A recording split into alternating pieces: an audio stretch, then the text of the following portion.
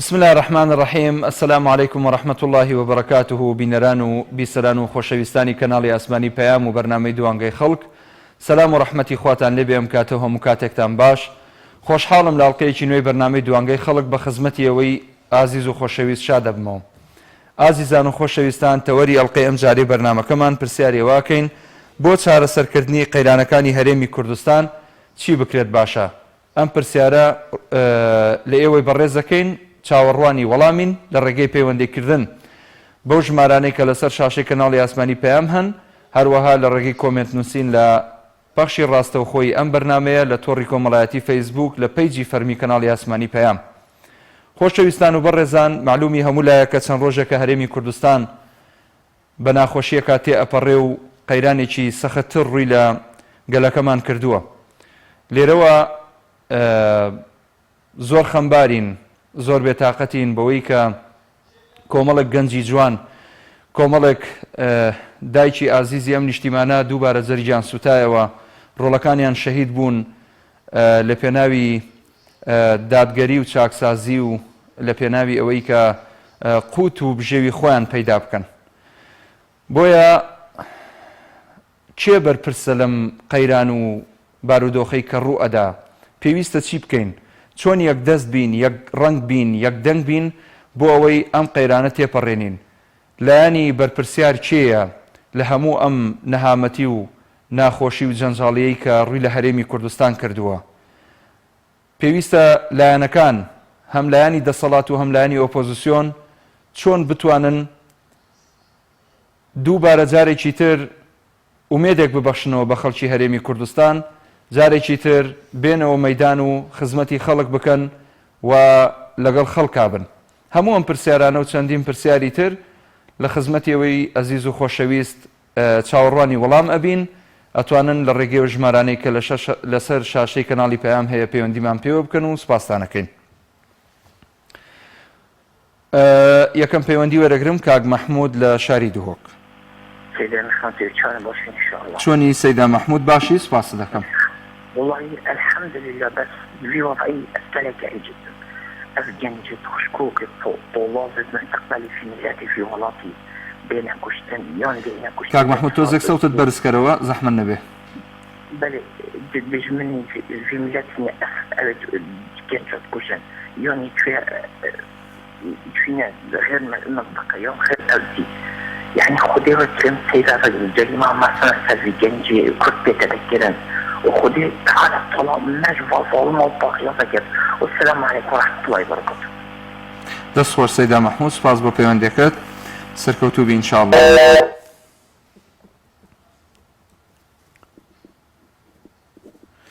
کاک سعدوڵڵا لە چوار قورنە. کاک سعدوڵڵا فەرموو. كاك السلام عليكم. وعليكم السلام ورحمة الله وبركاته. كاك محمودي برز وكاتب باش. زور سپاس هەموو کاتت باش کاک سعدوڵڵا. برز زور سپاس بۆ کەناڵی ئاسمانی پەیام، کەناڵێکی زۆر جوانە، بەڕاستی شتەکان کە خۆ دەگەیەنی بینەرێکی زۆر پڕ ئەوەی هەیە. بەڕاستی کەناڵی ناسی داخراوە وەک شوێرمان لێ هاتە. بەڕاستی ئێمە هیچ کەناڵێک نابینین کەناڵی ئاسمانی پەیام هەیە کە شتەکانێکی خۆ دەگەیەنی، هەر سەرکەوتوو بن. نازانم تەوەرەکەتانە سەرچاگەر. زۆر سپاس. بەڵێ کاک محمود. بەڵێ جانەکەم، پرسیاری ئەوەکەین ئەم قەیرانەی کە بەرۆکی هەرێمی کوردستانی گرتووە چی بکرێت باشە بۆ دەربازبوون لەم قەیرانانە؟ واللهی چی بکرێت؟ بەڕاستی حکوومەتی هەرێم، بەڕاستی حکوومەتی سەرۆکی حکوومەت سەرێکی هەرێممان هەیە کە بەتابەت سەرۆکی حکوومەت هەموو شتەکان ڕوبەڕووی دەبنەوە. بەڕاستی حکوومەت کە ڕۆژ لە ڕۆژ وەزعەکە تێک دەچن، بەڕاستی خۆپێشاندانەکان دارەگا و مەڵبەند و لق و نازان مەڵبەند و کۆمیتە و ئەو شتانە دەستێنن. بەڕاستی پند و تیژی زۆر لێکەوتەوە. بەڕاستی دانی حەزم لێ کاک محمود کە تەوەرەکتان لەسەر داخستنی کەناڵەکان بێ. بۆچی کەناڵی ئەنارتی کراوەتە ئامان؟ بۆچی کەناڵی ئەنارتی دادەخرێت؟ کەناڵی ئەنارتی نعنی کەناڵێکی پڕبینەرە، کەناڵێکی نعنی ڕاست و درستە، کەناڵێکی حەقبێژە، نعنی بەبوێری واستەنجی و ئیکار دەکات. بەڕاستی وەکو شوێرمان لێ هاتەوە. پاشی کەناڵی پەیام نعنی هیچ کەناڵێک نابینین بۆ داخستنی کەناڵ زۆر شتێکی ناشرینە کێشێتی نیشتیمانی کوردستان عنی حقوی شانازی پێ بکات. کەناڵێکی جوانمان هەیە کە کەناڵەکەی دەهێزی بدۆتەوێ، کەناڵی داخستووە. عنی پێشەوەی تونتیژەکان پێش کەناڵەکە تونتیژەکان بڵاو بوونەوە کەناڵیدا بە کەناڵ داخستن قەیران چارەسەر نابێت بە کەناڵ داخستن بارەگا و مەڵبەند و کۆمیتە هیچ چارەسەری نییە بەڕاستی قەیرانەکان هەرا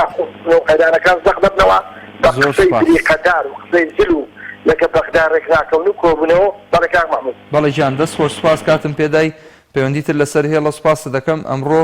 بڕیارمانداوە زۆرترین پەیوەندی وەربگرین بۆیە تکاتان لێکم بتوانن لە ماوەیەکی زۆر کورتدا پەیامی خۆتان بگەێنن. کاک بەختیار لە سلێمانی وەرەگرم.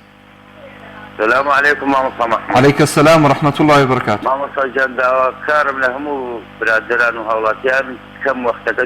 ئەو کەناڵە جوانەیەوە ماوە بۆی پەیامی خەڵک خۆی بگەێنێت. بەڵێ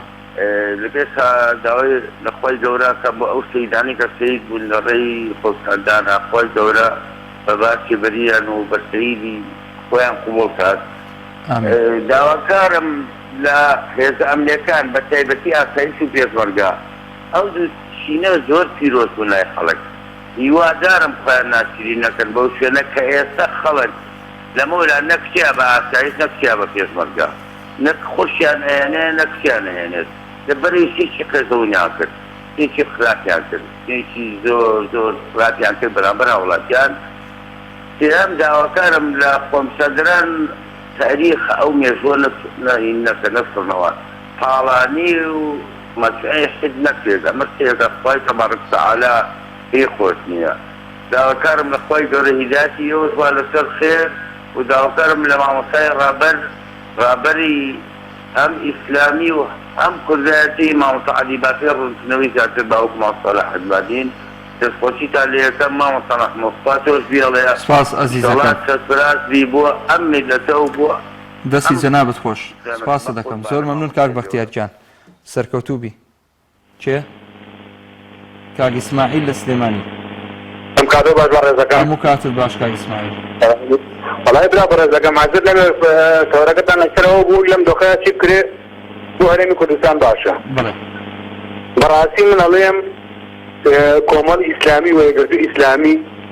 هەتا لەم کاتا مۆقیفدان هەبێت. بڵێ هەتا سەرکردایەتی یەکگرتوو وە سەرکردایەتی کۆمەڵ لێرە کاتە یعاتی ئەولادی لایەنگرەکانی باش بێنە سەرکردایەتەوە خۆ پیژاندەرانە ئێوە بەڕاستی ناکرێت لەلایەک لە حکومەت بن لەلایەک بەرەی گەل بن خۆتان یەکلاییکەنەوە ئێوە بەرەی حکومەت نیا بەرەی گەلن خۆتان یەکلاییکەن ئاینلۆ بینە ئێوە کەسان دەهێتە چین ئەگەر ئۆپۆزیسیۆن و بەڕاستی لایەنگری حەقەکەن و حەق بێژن یەکگرتوو کۆمەڵ کە بە تایبەتی دوو حیزبی ئیسلامی ئەبێ حەق بڕۆن ناوێت لە حەق نابن بۆ نیانە بەرەی خەڵک ئەم حکومەتە هەموو زوڵمە ئەکا ئەم هەموو خەڵک ئەکوژێ بە ناحەق ئەم هەموو دزی تاڵانی ئەکا باشە بۆ نیانە جواب تاکەی در دەست خۆش يعني بەڕاستی هاتە بینە قاپامان ئێمە نازانین چی بکەین دەم بێنە سەر جادە کاکە کەسێنێ ڕابەرایەتیمان کە کەسێنێ کاکە پێشهەویمان کە ئێمە لە خۆمانە کۆمەڵە گەنج و کۆمەڵە کەس چی بکەین نابێت دوو کەسی ڕشتیمان نەگەڵا بێ نابێت چوار کەسی سیاسیمان نەگەڵا بێ چوار کەسی دنیا دیرەمان نەگەڵا بێ ئێمە بچینە سەر شەقان چی بکەین هەموومان بەڕاستی حەقە کۆمەڵ یەکگرتوو لەم کاتە حەقە دێنێ ساوات کاتێتی بۆ کاکێک یعنی 30 ساڵە سەدام حوسێن چی نەکرد بەم میلەتە ئەوەی کە سەدام حوسێن عەیبوبی کات تەواوی نەکرد بەرامبەر ئەم میلەتە یەکێتی و پارتی کردیان بەرامبەر بەم میلەتە خوا هیچ کەس یادان هیچ کەس نادەستەگاتە دەست خۆش بە کاک ئیسماعیل گیان هەمووتان بێنە ئیعادە بن بە لایەنگەرەکانی خۆتان بێتە سەر جادەتاوە حکومەت نامێنە حکومەت کێ نەچێتن کەسی بۆ چێ کاکە یعنی دوو حیزبی زلەی گەورە لەم کوردستانە یەکی خاوەنی 100,000 دەن 150,000 دەن لە چێترسن لە 150,000 کەس نەگەڵاوی بۆ چێترسن کاکە وەڵام باکمنی بە هەر 150,000 بکوژرێت قابلە بکوژرێ 50 کوژرێ خۆ سەیدە دەچێ کاکە یامان دەرکرد بەس لە شەڕی ناوخۆ 100,000 نەفەر کردوێتەوە. دەست خۆش کاک ئیسماعیل سپاس بۆ پەیوەندیەکەت سەرکەوتوو بیجانەکەم. کاک مەریوان وەرەگرم لە چاکسازی گەورانی سلێمانی. السلام عليكم كازدان. عليك السلام ورحمة الله كاك مەریوان. عفوك السلام سلامات بن والله لەبارەی وەسعەوە لە کوردستانەوە خەڵقاوە. بەڵێ بەڕاستی ئێمەش وەکی زیندانیانی چاکسازی گەوران ئەناڵێنین بەهۆی ئەوەی کە ناعەدالەتی لە دادگاکانەوە هەیە. بەڵێ چۆن ئەلعان ئەم جەماوەری کوردستانە کە بەهۆی موچۆ و بەهۆی بژێوی گوزەرانیانەوە کە بەڕاستی ئاوا ئەناڵێنن ئێمەش هەر وەکی زیندانیانی چاکسازی گەورانی سلێمانی بەهۆی یاسایەکی نادەندروست لە دادگاکانەوە بەڕاستی ئەناڵێنین بەڕاستی ئەو ئەندام بەرلەمان بەڕێزانە کە زۆر هاوکارمانن جوابیان نادەنەوە. ئێمەش دەنگی خۆمان وەکی چاکسازی ئەخینە باڵ دەنگی ئەو کەسانەی کە بەڕاستی خۆپیشاندان ئەکەن بە زد و ژایەتی ئەم حکومەتە. ئێمەش بەڕاستی دەنگی خۆمان ئەخینە پاڵ دەنگیەوان و هیوادارین ئەم حکومەتە بچێتەوە بە خۆیان بێتە جواب بشێوی ئەم خەڵکە چاکە بەڕاستی بتوانێت لە دادگاکانی شاه یاسا سەروەر بکات، بتوانێت یاسایەکی تەندروست و باش بۆ ناو خەڵک پەیڕە بکات تا بتوانێت ئەم خەڵکە وازگەم خۆپیشاندان و شتانە بێن و چنۆ ماڵی خۆیان. بەڵام هەتا حکومەتە ئاوا و کۆبوونەوە لە دوای کۆبوونەوە بکە وەڵای خەڵک فری و ناخوا بەم کۆبوونەوانە خەڵک تاقی کراونەتەوە بۆ خەڵک. بەڕاستی خەڵک واز نایەنێ ئیتر تەواو ئەزانن ئەم حکومەتە درۆ جای وادارم خەڵک واز نەیەنێ تا مافی و حەقی خۆیان وەرنن. دەستخۆش سپاس کاک مەریوانگیان. کاک یوسف وەرەگرم لە حاجیاوە. چۆنی کاک یوسف گیان باشی؟ باسی برای بەڕێزی. سپاس دەکەم برای گەورەی. دەستخۆشە بەرنامەش لێ دەکەم. سپاس دەکەم دەستخۆشی بۆ خدا سەرکەوتوو بکات. ئەزمەعین یا ڕەبی. وەڵای کەوەرە کە تۆرێکی جوانە بەڵام زۆر سێرە لە کاتێکدا کە خۆپیشاندان و دروست دەبیتن هەموو حیزبەکان لەبەرڕا یعنی نەکەرێەوە هە لەبەرڕا خەڵک بەجێ لە شێوێن و بە تێکدەر و بەبارەی ڕاستە خۆبارەکەستان شتێکی باش نییە لەگەڵ یانی بەڵام ئێستا ئاب فەرموو بۆ بنمونە حاصل و چیەکێتی لەلایەکدا لێ قەومی غارەدا تەمامەستا عەلی باسیری داوای کۆبوونەوەی دێکە بەڵاماندا پەرلەمانەکان تا لە ژوورێ سەوزمەکە و هێری ئەنتەرنێتی لێ بڕووی ئاخری ئەو بە شێوەیەکدا پێشوازی لێ یەکەن و کە قسەی لێ وەرەگن و قسەی لێگەرەکە ئەو خەڵکەوەی لێ هاتووە بەبارکە وەڵای ئەو خەڵکەوەی لێ هاتووە مارم منداڵ خۆ فڕێدە یعنی خەریکە وەکوونەوە و توێکون و سێوانەی دێتەوە کەیەوە حاڵا لەو وڵاتەیدا گەنج سەعد باری نییە منداڵ لەمانەیدا جوت بەنجاکەم نییە بیدەیتێ ئاخر ئەو دەستەڵاتانێک کە ئەو چەتانێک کە لە دەورەی نیان پاسەوانە لێکەم بە بنکە بارەکان هەموو چەتەن با بەوانت نە پێشمەرگە ناستایشن چەتەن چەتە يعني من بشخص مكتة ناقالة موانا تتنا عين تتي زندرمي ترشي شون استعمل أنا بري كرداني نالي من الرجل ديان بياني وكبنايم عيني وانا عيني وتتنا فرق عني أنا استعبروا روجة راول يونان وشوي برنداري بالنقص خاني وروجة برو قلت فيديو دينا خان شيرا يبنو طبعا أخذ سوني وده بدنا قريه وفوز سونو استعبر هذا الأقصى شواني كد وراس وبعد ساندا درك انت على برلمان ده مش تابع طلع بعض السيد والله يبين سير كمان صاحبي ما بيشوف لك هذا شواكاتهم كا لا يقدر انا برلمان يصدم كان يتدري يعني انت ليش بتصبر له يجري ولا دا يكونوا ليك وبهانا ما كاك يوسف والله والله مسواسي جناب دكم بالنسبه بارقاكاني كومالي اسلاميه و همو بارقاني كسوتاون واويشي كباوا قرباني پنجەی هاوڵاتی هەرێمی کوردستان بێت ئێمە هیچ کاتێک لەگەڵ ئەوەیان نین یعنی بڵێن خەڵکی بۆ بارەکەی ئێمە ئەسووتێنێ بەڵێ ئێمە پێمان ناخۆشە چونکە تا ڕوشک پێکەوە سووتێنراوە لە هەمان کاتا زوڵمێکی گەورەیە تۆ سێ لایەنە دەسەڵات بهێنیتە ئاستی لایەنێکی وەکو کۆمەڵی ئیسلامی ئۆپۆزیسیۆن ساڵەهای ساڵە قوربانیەدا لە پێناو خەڵکە ئەوەمان پێ ناخۆشە کە بۆ بارەکەی کۆمەڵ بەڵام قەی ناکات ئەوەش بە قوربانی پەنجەی یەک هاوڵاتی هەرێمی کوردستان بێ هەرچی بارەگا سووتێنراوە تا ئەم دەسەیە بەڵام ئێمە پرسیارەکە کاک یوسفجان ئەوەمان پێ ناخۆشە بارەگایەکی حکومی بۆ نمونە ئەم بارەگا حکومیە ئەگەر دایرەی سەحەیە پەروەردەیە قایمقامیەتە هەر بارەگایەکی حکومیە بەڕاستی ئەمە باش نییە ئەمە کارێکی باش نییە ڕەنگە لێکەوتەی خراپی لێ بکرێتەوە ئێستا من لە بارەگای حکومی هەر کاتێککە بشتێن پێم شتێکی خراپە لەبەرەوەی ئێستا بۆنساکە بێنی بچۆ سلێمانی لەگەڵدا بەڵام بابەکە بڕاستەخۆ وەڵای کاکە خەڵک کە غارە لە بارگای سین وەڵای یان تەبریە قاقای هاتووە ڕاستە ڕاستە دەزانم ئێوەی ئیسلامی ئەمن بەتەوەقۆی خۆ ئێستا ئێوەی ئیسلامی وەرە بینە سەرەت و سامانە بێنە بەر سنگ و باقورئان ئەو خەڵکە بوو لە وەزعی دانات بەڵام کە کاکە دەڵێ کاکە وەرە پیاوی چاکە بیدە بەردەستی ماڵەوانە لەوان دەسترن کاکە ماڵە کاکە من وەنارێ دەسترن ئێستا حکومەت هێرن دەرێ عراق لەمە دەسترە وەنیە کاکە باسێمانگەن هەموو شتێکی تەسمیر بکاتن تا خەڵکان ئەگەر سارەسەرەکەم تفیەکیانە بە دەستخۆ بگریتەوە دەستخۆش سپاس بۆ پەیوەندەکەت کاک یوسفجان دەچمە باوکی هۆگر السلام عليكم وعليكم السلام ورحمة الله دەستخۆشی بەرنامەکەتان یەکەم هیوای سەرکەوتن و سپاس دەکەم باوکی هۆگر دەستی تۆش خۆش بێ برام سپاس بەڵێ جان چی بکرێت بە چارەسەری خێرانەکانی هەرێم بەڕاستی ئەم دەساتە کەڕە لاڵا کوێرە بەڵێ هەموو کەسایەتیەکان هەموو خەڵکانی ماقۆڵ هەموو ڕۆشنبیران هەموو ئۆپۆزیسیۆن خەڵکانی دڵسۆز هەمووی چارەسەری دۆزیەوە بۆ ئەم خێرانە قسەی کرد بەڵام ئەم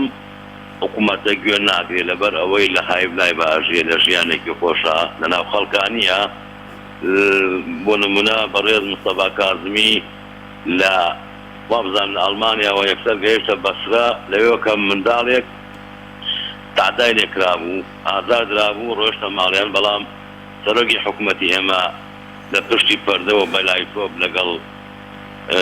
وەزیرەکانی خۆیان قساکە و ئاگای لە خەڵکی ڕەش و ڕوت و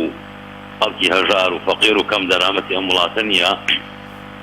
کە تۆ گوێ لە ئۆپۆزیسیۆن نەگری گوێ لە خەڵ نەگری یعنی خەڵک موچەی نییە خەڵ لە ژیانێکی ناهەموار و ناخۆشە ئاژی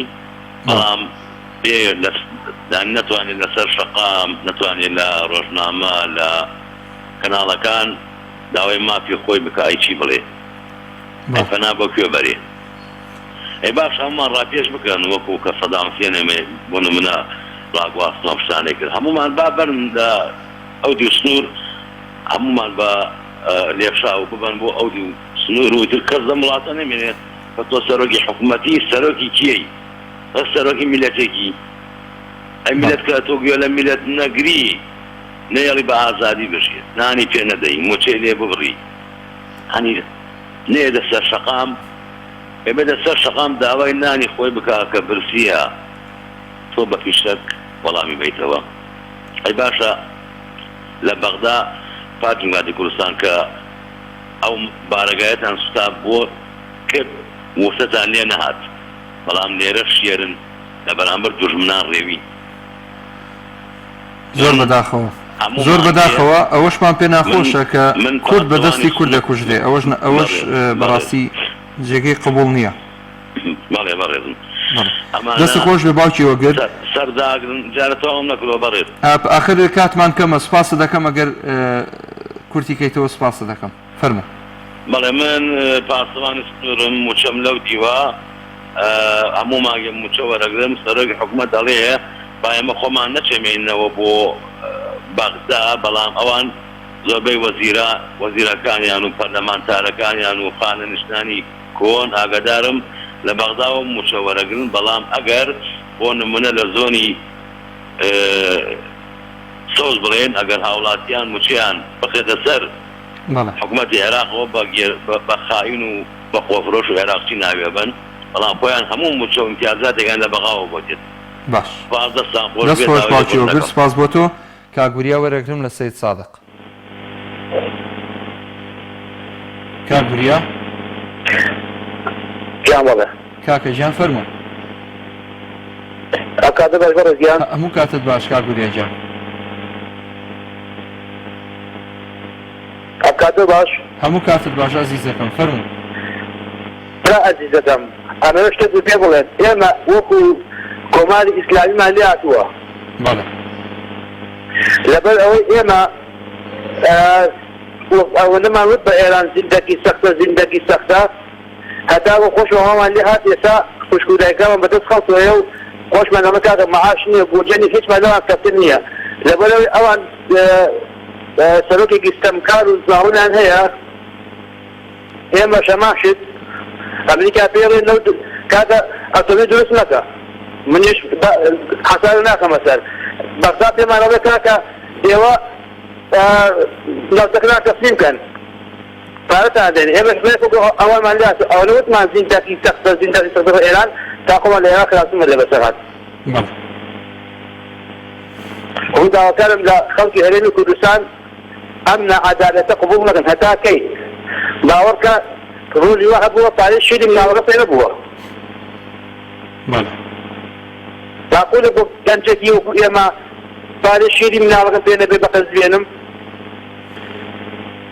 دەست خۆش بە کاگوریا گیان زۆر سپاس بۆ پەیوەندێکت کاک ئیکرام وەرەگرم لە باوەنور باقی بوومە قوڵوانێ تۆ چۆنی ڕوحەکەم باشی شکر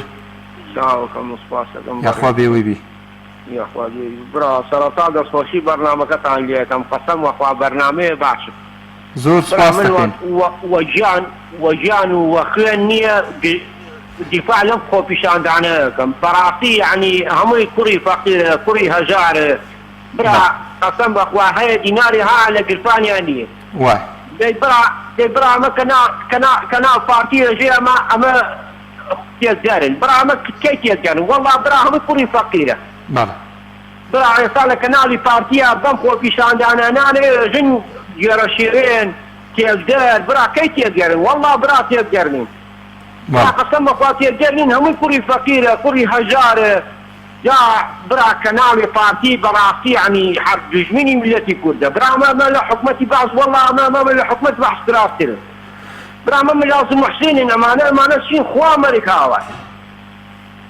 بەڵێ کاک ئیکرام براجان قەسەم بەخوا من وەجیان وەبهین دیفاع لەم حکومەتێ ناکەم بەڕاستی یعنی بەس دیفاع لە خۆپیشاندانەکانەکەم دەستخۆشیان لێکەم برا بەڵێ براکەم دەست و چاو خۆش بێ کاک ئیکرام سپاس بۆ پەیوەندێکت سەرکەوتوو برای گەورەی کاک دڵشاد وەرەگرم لە شاری هەولێرە کاک دڵشاد السلام عليكم. وعليكم السلام ورحمة الله. كاتر اسخوشي برنامجكتان لديكم. سپاس دەکەم بەڕێزی. كاتر جان براسي أول عيكا لكردستان مثلا بابره رويدا براسي خلق هموي بيزارة خلق هموي لا ناخوشي ولا قيران وبخد ذاني زورها قيران وناخوشي خلق توشي ببراسي خوي إلا صالي نهضنا وتير خلق أوهم شورشي سلبو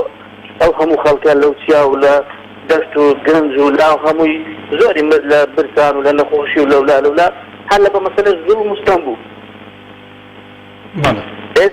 ئێستاش کە بەڕاستی خەڵک لە قەیرانەکی ئەو هادە یعنی قبوری ئەو هەموو زوو مستەمەی ناکە ئیدی بەسە با دەسەڵات تێبگا بزانێ ئەو خەڵکە چی دەوێت بابێتە سەرخەت کاکە خەڵک چی دەوێت خەڵک موچەی دەوێت خەڵک داواکارێکی شەرعی خۆی دەوێت خەڵک داوای ئاو و کارەبا و شتی زیادە ناکە پێویست ناکرا پێشمەرگە وەکو ئەو خەڵکە بێپارە و بێموچەیە پێویستەکە خەڵک بکوژێ و ئەو میلەتەی خۆی چۆن دڵی دەتەقە لەو خەڵکە بکە یان چەندەها کەس کوژرا بە بەلاش لە پێیاوی چی بارەگایەکیان شتێکی حکومی ئەوەی نایێنی بۆ ئێمەش لەگەڵ ئەوەی نانینەکە تێکچی سەبان لە هەموو خەڵک تێدەچی وە هیوادارین بەڕاستی حکوومەت سەرۆکی هەرێم بە خۆیان دابچنەوە لەبەرەوەی بەڕاستی سەرکردەکان و مەسوولەکان هەموو جیرفانیان پڕە بەڵام خەڵکی قوڵبەسەر و بەسەزمان لەکوێ بینی بەڕاستی تەحاملی وەزعان نمایە ئیدە هیوادارین ئەو حزبانە بە هەموو لایەن بەخۆیان دابچنەوە یعنی کێشەی و خەڵکی حەلگەن سپاسمان دەکەم سپاس بۆ جەنابەت کاک دڵشاد سەرکەوتوو بیبرام سپاس بۆ پەیوەندێکت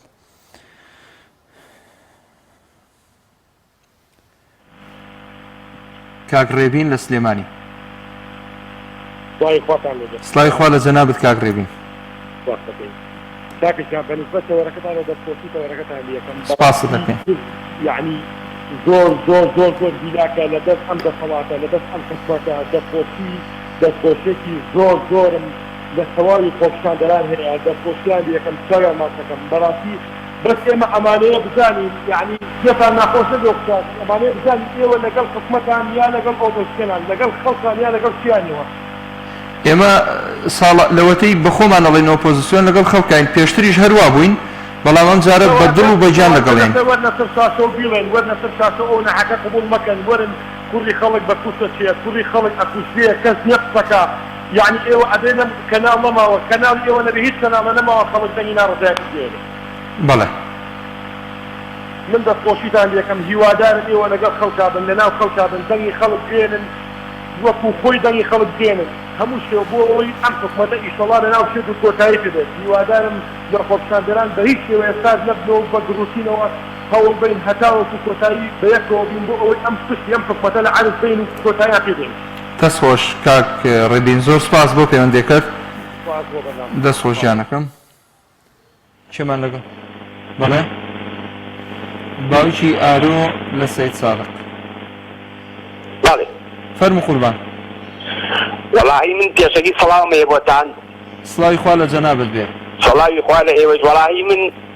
لێرەوە بە خەڵکی هەڵەبجە ئەڵێم من زۆر ناڕازیم لە خەڵکی هەڵەبجە لەبەر ئەوەی فازیل بەشارەتی زۆر بە توندی بەرامبەریان قسەی کردنیان وەرا هیچ شتێ بکەن هیچ شتێ بڵێن زۆر عەیبە بۆ خەڵکی هەڵەبجە ئەبوایە هیچ نەبوایە هیچ نەبوایە سوار بەردیان بگرێتە ئەو مەقڕی پاتێ لە هەڵەبجە بەڕاستی خەڵکی هەڵەبجە زۆر بێدەسەڵات بوون هیچ نەبوون لە مەسەلا لە وەسعا ئەم جاپێکەنین بە عەقڵی ئەم سەرۆکردانی کوردیش دێت بۆچی پێکەنینت پێیان دێ بۆ پێکەنین دێ ئەڵێ ئەمە دەستی دەرەکیە و دەستی دەرەکی چی برای بەڕێزم خەڵک مرد لە برسا خەڵک برسیەتی خەڵک بێپارەیە خەڵک بێژیانە دەستی دەرەکی چی قسەی واکەن شێت نایکا ئیتر گوایە ئیتر لەمە زیاتر میلەتێک ئاوا ڕەش و ڕوت و داما و هەژار یعنی ئەبێ یەشتێ لەسەر ئەم هەموو برسێتیان هێشتێ تاوان باریشیکەی ئەمانە گەندەڵن ئەمانە خوێڕین ئەمانە هیچ و پوچن ئەمانە لە سەدان قسەین تاوان بارکرد ئێمە داوامان ئەوەیە ئەمانە وازە کوردستان بێن و بڕۆن یەکیان جاشی تورکیایە یەکیان جاشی ئێرانە بڕۆن بۆ وڵاتی خۆیان و تەواو دەستە خۆش بێ باوکی ئارۆ سپاس بۆ بەڕێزت بەستی تۆ خۆش بێ کاک عەلی وەرەگرم لە سەمسەماڵەوە سلام علیکم براکەم عەلەیکە سەلام و ڕەحمەتوڵڵا براکەم قوربانی بەڕێزی وەڵای براکەم ئەمەوێت لەسەر خۆشەمانە قسە بکەم و لەگەڵتانە فەرموو وەڵای لە سەمسەماڵە قسە لەگەڵاکەم ئەمڕۆ خۆشەندان و لە سەمسەماڵ یەکەکانی پۆلیس و ئەمانە هاتنە سەرمان بەسیەوە بە هەمەرەوە ئەم هەموو ئەمەریان هەردەگیان خۆشەندان کەوتێکیان خۆشەندەوە دەشکە تەقەمانیەکەن عادی ئەم گەنجێرەکشی بۆچی ڕۆە سەر شەقام بشی پارەی پێ نییە حتمما ئەوەیە ئێمە خۆپشاندان ناکەین بۆچی خۆپشاندان نەکەین ئەمە خۆیان پیشانی حکومە دەدەین لەبەرەوەی چی پارەمان پێ نییە لەبەرەوەی دیفاعمان بەتاڵە تۆ ئێستا کار و کاسبیت نییە کاک عەلی نەوەڵا کار و کاسبی چییە نەوەڵا لە سەمسەماڵ هیچ نییە چیان بۆ خەڵکی سەمسەماڵ کردەوە بشتی من باوکم شەهیدە حتمما شەهیدم هاوڕێکانی شەهیدن چی بۆ واکرداوە بشمان باوکمان لەسەر ئەم خاکە ڕۆی تێش ئاوەڕە خۆپشاندانەکەی ڕێسە جەعدامان کوژن چیان لێ بکەین ناسەن ئەو ئەمڕۆ نانێکمان بەریندە چوارمان بەریندە رەق لەگەڵەکەی کراوە ڕەوانە سلێمانی کراوە بەدەستی هێزانامنیەکان زۆر بەداخەوە زۆر بەداخەوە مع الأسف بەڕاستی ئەوە حکومەتەکەیەوە ئاوە تەقاکات و هیچ ناکەن بۆ گەنج و چی بکەین دەستی خۆش بێ سپاس بۆ پەیوەندیەکەت کاک عەلی گیان دەستی خۆش بێ خۆ باوکی محەممەد وەرەگرم لە قەڵاتزێ باشی بەڕێزەکەم تۆ چۆنی باوکی محەممەد زۆر سپاس من بە قوربانە حاڵتان چۆنە الحەمدولله زۆر باشین لەخوا بەزێر بێ زۆر سپاس دەکەم وەڵای برا بەڕێزەکەم من چەند سەرنجێکم هەیە ئەگەر ئەزیەت نەبێت فەرموو بە کورتی لە خزمەتم زۆر سپاس لە تۆرە کۆمەڵایەتیەکان دەبینی پەڕی قورئان بە سوتاوی دەبینی ئەنی بەڕاستی جێگەی خەم و خەفەت و ناخۆشیە یعنی باشە دوو جۆری هەیە خۆپیشاندان بەهێمنانە دەیکەی جۆر لێ ناگرن بەتوندی تێشی دەیکەی ناخۆشە بەڕاستی کاک محمودجان لەلایەکەوە من دوێنە بەچاوی خۆم دژم لەناو بازاری قەڵازە کاتێک کە ترەفیکلایەتی قەڵازەیان وێران کرد شکاندیان یعنی بەڕاستی خۆپیشاندانم لەبەر چاو کەوت یعنی پێم وانییە ئەوە جۆرە خۆپیشاندانێکی شارستانیانە بێت دێ ناو تۆرە کۆمەڵایەتیەکانەوە قورئانی بە سوتاوی دەبینی ینی جۆرە دەستێکەیە پێم وا بێ فەرق بەتەڕ و ویشک ناکە بەو شێوازە نابێ پێم وانێ بەو شێوازەکان محمود خۆپیشاندان ینی ئوسڵوبێک شتێکی بۆ دابندرێ ینی سنوورێکی بۆ دابندرێ بەڕاستی باوکی محەممەد چیان کرد ترافیک لایتیان بۆ شکان خۆپیشاندەران ئەوەی کە تۆ بینیت ئەوەی کە من بینم من کەسابەت دەکەم لەو کاتێکدا کە بۆ داهاتم لە لای ترافیکلایتی مرۆڤەکان خەریکی شکردنی ترافیکلایتەکە بوون زۆر بەلامەوە ناخۆش یعنی هەتا باسیشم گوتم کاکە بۆ خزمەتی موتۆ یانە شارە ترافیکلایتی بەڕاستی ترافیکلایت شکاندنیان بنکەی مروری وێرانکردن یعنی پێم وانێ چارەسەری وەزعەکەی کاک محمودجان پێم وایە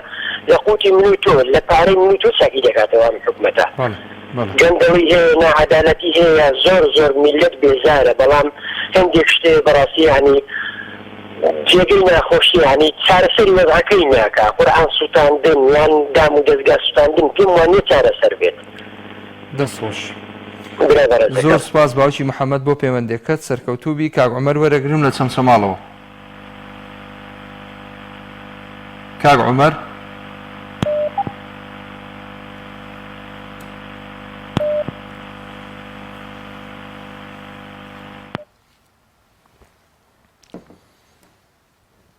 دیارە داخراوەتەوە.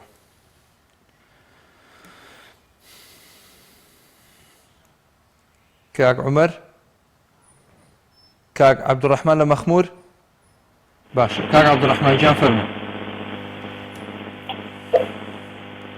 کاک عەبدوڕەحمان. السلام عليكم. وعليك السلام ورحمة الله وبركاته. ماشي ما مصيب بريز. جناب شلوني كاك عبدالرحمن؟ بريزي قربان سپاس دەکەم. ما مصيب بريز لەگەڵ مزارات شتێکی جوانە و خۆپیشاندانی بەس خۆپیشاندان هەندە جۆری نییە هەندە جۆر کووت یارە تەماشاکە ئەتوو زەرەبی مەسەڵەن لە حکوومەتەدا حکوومەت هەیت پارەکە لەسەر خۆی لەسەر خۆ ملەتی دادنێتەوە ئیزگاتی ئیشەکەی خۆی پێدەڕوانی ئەوە غەرەتە خۆپیشاندان بەهێنی دانێن بەهێدی بیتن بنەوەنە بیتن ئێستا تەماشا ئەو بارەگایەکان دەکەن ئەو بارەگایانە کێشەشیان هەیە مثلا پردنەوەی مثلا کۆمەڵە یان یەکگرتووە یان پارتیایەت گەرم پارتی بەدەسەڵاتە یەکێکی بەدەسەڵاتە بەدەبێ ئەوکانی تر بکەن بەس هەندێک شتەیە نانی دبەی ئەو خان نابیتن خۆپیشاندان بکرێتن خۆپیشاندان هێمنە بەهێمنی بڕۆ لەگەر بارگایەکان مثلا پارتی بەرەم بەرامبەر پارتی یەکێتی بەرامبەر برێکاکە ئەو لە سەر دەسەڵاتی حکوومەتدا هەیە بس بيجي وسويسا قرآن جسمي ونقص كانوا شجار القرآن جسمي يعني خواب في غمرش بقولناك. بله. أدي ما مصيبرين عزيزكم. بس يوادارم أو خوب شاندانا بهمني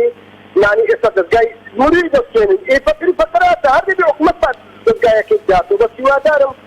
خوب شاندانا كبهمني كري يعني ذاتي زي حكومة نكري بهمني بروس الشقام لزيشي دراوسن استكان دي مسؤولكان دي شير استكان تراكم بس أطلو فرزاني مثلا بارقا كان يعني دزقاء أخوة كان يعني قائم كام أو شوونية مثلا هاد زريبين السماء أشكورة كان هاد بارقا خدكنو دا بارقا كان دبنو سپاس دەکەم کاک عەبدوڕەحمان گیان لە مەخموورەوە دەست و چاوت خۆش بێ ئەچمە کەرکووک و کاک محەممەد لەوێ وەرەگرم. کاک محەممەد فەرموو. السلام عليكم. عليك السلام ورحمة الله وبركاته. كيف بردكم؟ شلوني كاك محمد جان باشي؟ لا يخاطر النبي السلامة بخوات سلامة. الله يخوال الزنابت ببراكم. كتان نصرتيا. ألين بو كوي أم قيراناني هريمي كردستان چي بكريت باشا؟ والله بابوتوني من أمانة أبي راودو بنيري. أما سولانا هموي براسي يعني يا أوي مسؤول وبرتكتا دواي كنا كان بتنا سر مسؤولي خاصة يكتيو بارتي بتنا سر ما كان يعني بيان سوتين دريان كان لورات هالدريان كان سي صارا فوتي أم خلق أخون سي صارا فوتي أم رسول تأخون يعني براسي يعني خلق توانا إنما خلق هيك إنما توابو يعني براسي من دابوتوني من لدواي بارقا كان بتكسر ماركان اواني كوا فيلا ودنيا بنيان داجير كدوا هميان لا مريان لفقير كدوا نار يشك براسي بتكسر هميان طالان كان ناني يلا بخوا قناحني والله وبالله وتالله قناحني لبر اول من خوم براسي لحتى ونون كيش مرقي يكتيبهم من لبر أوي راسي أبوايا دوايا بكوتا جني جوانت نبوايا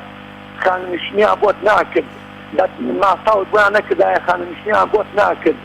أما عاقبتك يعني إن شاء الله فش بو خوايا تواو أبن دام بو خوايا تواو أبن أو ندام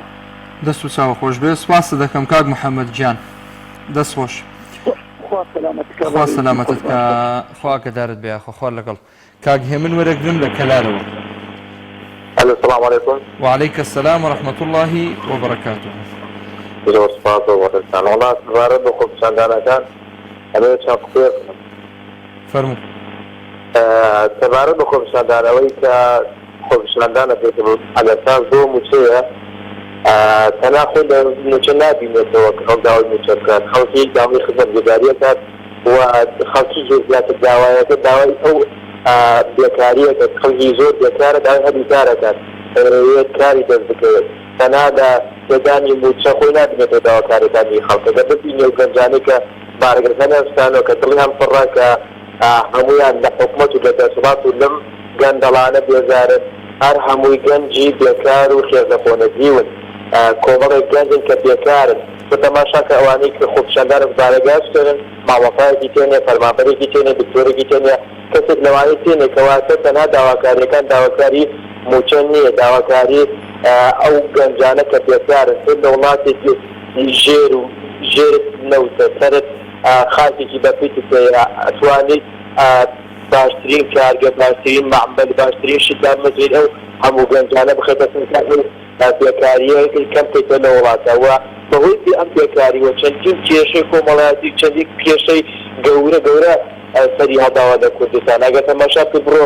محکەمەکان چەندین کێشەی جیابوونەوە هەڵەشاندنەوەی خێزانی هەیە و من لێرە یەک پەیامەیە بۆ سەرۆکی حکومەت بۆ منسوب بەرزانی بۆ خوبا تاڵەبانی من تەحدایانە کە بڵێم کاکەیە یەک ساڵ ئەو کورسیە بۆ من جێ دێڕن ئەگەر ئەم وەسی کوردستانە سەتا هەشتا چاکم نەکرد ئەوەی من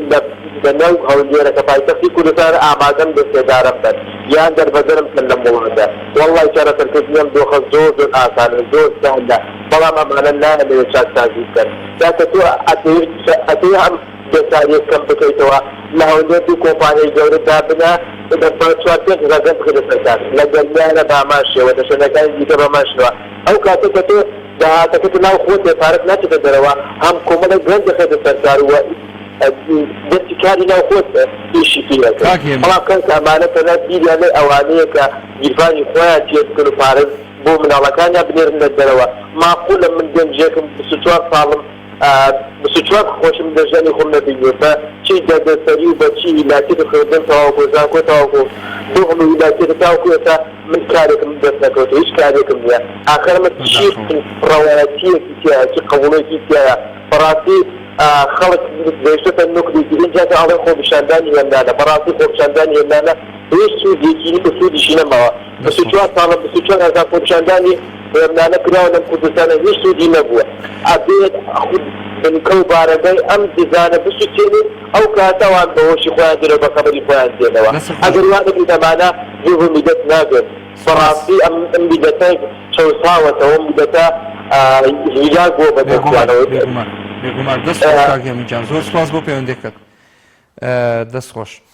کاکاروان وەرەگرم دوای کاکاروانیش پەیوەندیەکی تر کاکاروان فەرموو شەو باش برام هەموو کاتت باش کاکاروان چاوەکەمی وەڵای بەشدار بووم لەم تۆرەی جەنابتانە برا گەورە ئەم کێشەی ئیمڕۆ کە ڕووی یاوە هەمووی لە ئەستۆی لە هەموو لایەنەکانە با کەس خۆی لەم کێشانە نەستێتەوە بەڕاستی هەمویان بەشدارن هەمویان بە پێی توانە و بە پێی قورسایی خۆیان بەشدارن ئەگەر ڕاست دەکەن باشە با بێنە دەرەوە لە پەرلەمان لە حکومەت ئێستا ئێواڵێن کاتە ناویچە شت سووتان و شت دروست بۆ لەم خۆپیشاندانانە کاکە لە فەڕەنسا وڵاتێکی ئەوروپیە کە خۆپیشاندانە بێ مارکێتە سن یعنی دنیا وێرانەکەن تۆمە تەقین نییە کوردێکی داماو 30 ساڵە ئەچەوتێتەوە 30 ساڵە ئەمانە ڕق دروست دەکەن ئەتۆ ئەتوێت دوای 30 ساڵ بەگۆ بێ ئێستا من دەفتەرێ دۆلار بم بە تۆ مانێک دوان دا نەمەیتەوە بە قسەی خۆش چی و لێ بکەم ئەبێ بێم لێت دەم یا تەقەو لێکەم تا پارەکەم بیتەوە نامەیتەوە خۆ بە زۆر نییە یعنی تۆ چی لەم خەڵکە ئەوێ یعنی چۆن قسە بکە بەس پێمانگەێنن چۆن قسە بکە مۆزەفە هەموو ڕۆژە دەوامی خۆیەکە بۆ بە هەفتەی 2 ڕۆژ هەفتەی 3 ڕۆژ هەر قوڵێتی ئەی ئەمە تاکەی پێما بڵێن تاکەی خۆ خەڵک حەزی بە ئاژاوە نییە بە کێشە نییە حەزەکە بە ئارامی بژی بەڵام کە ئەڵێم هەمووتان بەشدارن من لەسەر ئێوە کە بەشداریتان کرد لە حکومەتە ئەم کابینەی تازەیە ئاگام لێ بوو مامۆستا عەلی باپیر لە هینێک ئەمەی هەولێر پێشانگا نێودەوڵەتێکا وتی کاک مەسعود دەستمان بۆ بێنێ ئەمە دەستی بۆ ئەبین بۆ دەستی بۆ ئەبا لەبەر ئەوەی کابراوتێنی هەمویان چون بەشداریان کرد کۆمەڵی ئیسلامیان بەجێهێش دەوبینە ئەمیش مەجبور بوو گەڕایەوە چۆ ناو پەرلەمان و حکومەتی نەخێر من ئەگەر لەبەر دیوانی خوابێ ناوی چێ لەگەڵ ئەمانەیە بەشداری ناکەم ئەمەیە کێشەکە یعنی بەڕاستی کە ئەڵێم هەمووتان بەشدار ئەڵێ کۆمەڵی ئیسلامی گوناحی چێ بارەگە بەعکسەوە بارەگات بۆ هەبێ بۆ فڵان بارەگای هەبێ ئەم بارەگای کری ناوێ کارەبای ناوێ پارەی ناوێ تاجری ناوێ ئەی لەو لە شۆتۆڵی حکومەت گەندەڵە خۆشی بارەگای هەیە و پارە وەرەگرێ خەڵک بەجددی گەنجی ئیمڕۆ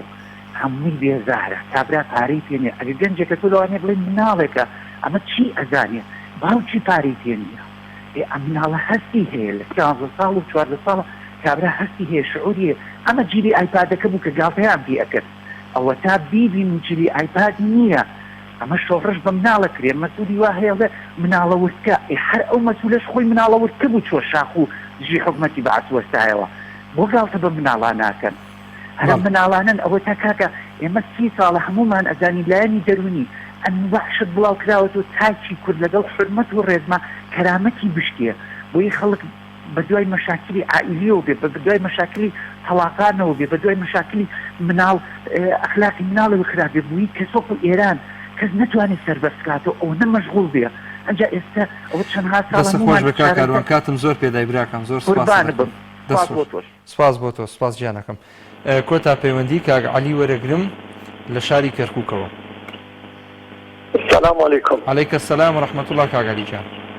کاکی بەڕێز دەکەم. تۆ چۆنی کاک عەلی جان؟ قوربانتەوم خوا سەلامەت بکە کاکە من پێشمەرگەم. بەڵێ. شتەو خودایە توانای شیر و حەفاظی مناڵمان نەماوە بەڕاستی یعنی وەزاکە وای لێمان کردووە یعنی من بە هەموو ئەوانەی کە پێشمەرگەن ئەوەی بەڕاستی بچنە پاو خۆ پیشاندەران بە هەموو نەوعێ لەگەڵیانەتاین بەڕاستی حەقا هەموو ئامریواکانمان بەڕاستی ئامریواکانمان خەریکی دزین بەخوا هەچی خوا چینکۆ و ئەشیای دنیا هەیە ئەی دزن بە پێشمەرگەی قوڕوەسەر ئەیبەنە ماڵەوە و کۆمەری ئەکەن بەڕاستی ئەمانن یعنی بەڕاستی دز و جەردەکان بەڕاستی ئەمانە لە گەورەوە تا بچووک بەخوا دوایەکیان دزن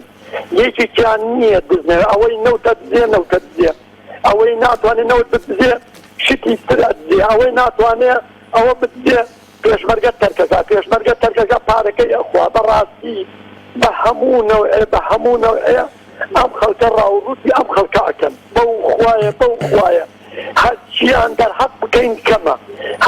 دەرحەق بکەین کەمە 29 ساڵە 29 دانە ساڵە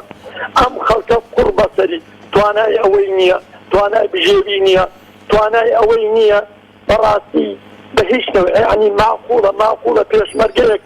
نەتوانێت لە واجبەکەی بێتەوە ئەرێ ناتوانم بچمەوە ماڵ توانام نییە کە بڕۆ ماڵ مناڵ داوای خواردنم لێکە داوای عشیرم لێکە داوای حەفاظەم لێکە بڕۆن سوال بکەن نایەمەوە بۆ ماڵ بەڕاستی لەگەڵ ئەوەیە تاین بڕوخێ بەخوا پێشەوە من موالیدی 65م بەو خوایە موالیدی 65م هەتاکو ئێستاکە با پێت برێم ئەمانە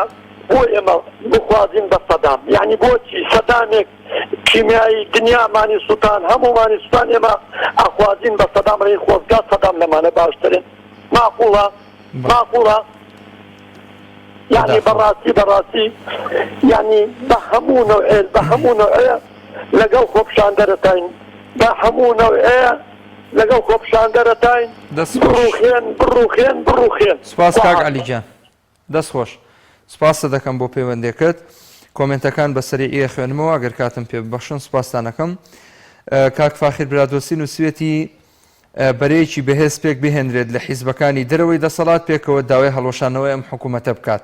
یاسین سۆرانی ئەڵێ پێویستیمان بە ماستەر پلانێکی تۆکمەیە کە لەسەر جەمبوارەکانی ئابووری و سیاسی و ڕۆشنبیری و فەلسەفە و حکومڕانی و ئایندا بکرێت. هێ من حەمە ئەمین ئەڵێ تەواوی ستافی حکوومەت دەست دەکات بکێشێتەوە حکوومەتی ڕزگاری نیشتیمانی پێک بهێنرێت. داهێن محەممەد ئەڵێ ئەوانەی ئەو قەیرانیان دروست کردووە بدرێنە دادگا کەسانێک لە جێگەیان دابنرێت کە دز نەبن جێگەی بڕواپێکراو بن لەلایەن جەماوەرەوە. محەممەد نزاری ژەڵێ هیچ چارەسەرێک نبینم ئیلا وازێنانی ئەم حکوومەتە نەبێ لەوە زیاتر چارەسەر نییە. سۆرانوەها بەڵێ ئاسانە ئەگەر ئەو سی پەرلەمانە بێنە سەر شەقام لەگەڵ داوای خەڵک نەک لە پشتی مایک و سەر شاشە قسە بکەن مەبەستی سی پەرلەمانتارە. محەممەد نیزام ئەڵێ هەتاوە کوڕێکەوتنی 50 ساڵی نێوان هەرێم و تورکیا هەڵنەوەشێتەوە هیچ شتێک چارەسەر نابێت. ئومێد ئەکرەمی ژەڵێ موچە کێشەی خەڵک نییە کێشەی حکوومەتە ئەگەر سواڵیشی بۆ کردبێت ئەبێت بیدات چونکە موچە بە خۆڕایی نادرێت بە فەرمانبەر لە بەرامبەر ئەرکەکانی وەری دەگرێت. ئارام تارک نووسوێتی تاکە چارەسەر کشانەوەی ئەم دەسەڵاتەیە بۆ ئەوەی هیچی دیکە خوێنی ڕۆڵەی ئەم وڵاتە نەڕێژرێت. کوردۆ عەلی ئەڵێ ڕێککەوتن لەگەڵ بەغدا و شەرمەزاری ئەم دەسەڵاتە گەندەڵە باشترین چارەسەرە. جوان ڕەسووڵی ژەڵێ هەموو کەسانی کاربەدەستی زاڵم لە کارەکانیان دوور بخرێنەوە و کەسانی شایستە و متمانە پێکراو بێنە جێگەیان. بەشدار مێرگەسۆری ئەڵێ باشترین شت ڕاپەڕینە ئەو دوو حیزبە بەدەرنێن لەم وڵاتە قەیرانی هەرێم هەرگیز چارەسەر نابێت تا ئەم بەرپرسانە مابن.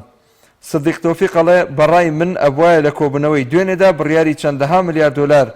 دزراویان بدایە بۆ گەڕانەوەی دابەشکردنی دوو موچە بەسەر موچەخۆراندا بۆ ئاشتکردنەوەی هاوڵاتیان. سەنگەل لەتیفی ژەڵێ ئاشتەواییەکی نیشتیمانی ڕاستەقینە لە نێوان حکوومەت و خەڵک گەشت لایەنە سیاسەکان دروست بکرێ تاکو و کوردستان لەم دۆخە ناخۆشە ڕزگاری بێت. کۆتا کۆمنتەڵەیە ئیبراهیم سەلام چارەسەر تەنها چاکسازیە لە هەموو سێکتەرەکاندا. خۆشەویستان و بەڕێزان لە ماوەکانی ڕابردووە دوانگەی خەڵکمان پێشەشکردن ڕۆژانی یەکشەمە و چوارشەمە بینەری کەناڵی ئاسمانی پەیام بن لە ساعت 7 بۆ 8 دوانگەی خەڵکتان پێشکەش دەکرێت لە دوای خێر بێبەشمان مەکەن. کاتێکی خۆش بۆ مولایەگە. سەلام عەلەیکوم وەڕەحمەتوڵڵاهی وەبەڕەکاتوه.